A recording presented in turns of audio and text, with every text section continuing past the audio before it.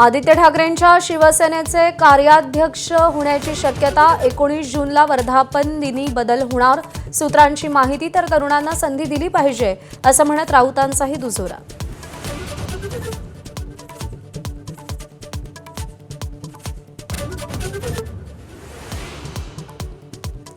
5 राज्यातल्या निवडणुकांनंतर पेट्रोल डिझेलचे दर वाढण्याची शक्यता। युद्धामुळे कच्चं तेल महागल्यानं इंधन दरवाढ अटळ, तर सरकारकडून उत्पादन शुल्क घटवूनही तेल कंपन्यांचं नुकसान।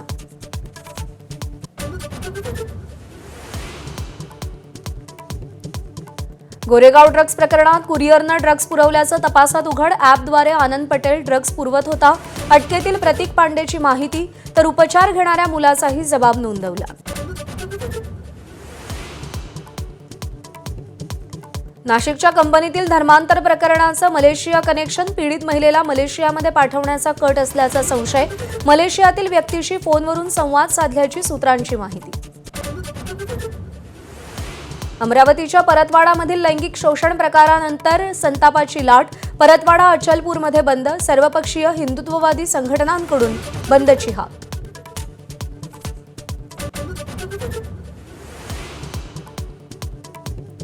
बारामती पोटनिवडणुकीसाठी रोहित पवार काकू सुनेत्रा पवारांचा प्रचार करणार। गावागावात घोंगडी बैठका।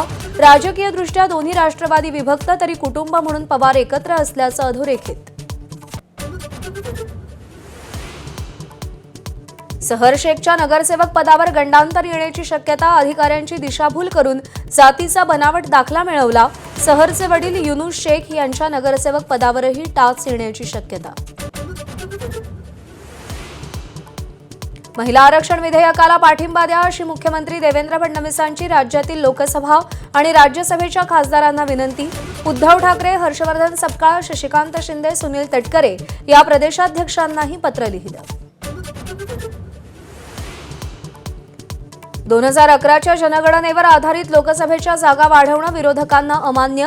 विशेष अधिवेशनात विधेयकाला विरोध करणार। सरकारचा सगळ्या राज्यांमध्ये 50% जागा वाढण्याचा दावाही नाकारला। भाजपचे सम्राट चौधरी आज बिहारच्या मुख्यमंत्रीपदाची शपथ घेणार। जेडीयूतील 2 जण उपमुख्यमंत्रीपदी, विजय चौधरी, विजेंद्र यादव आणि श्रवण कुमारांचं नाव शर्यतीत।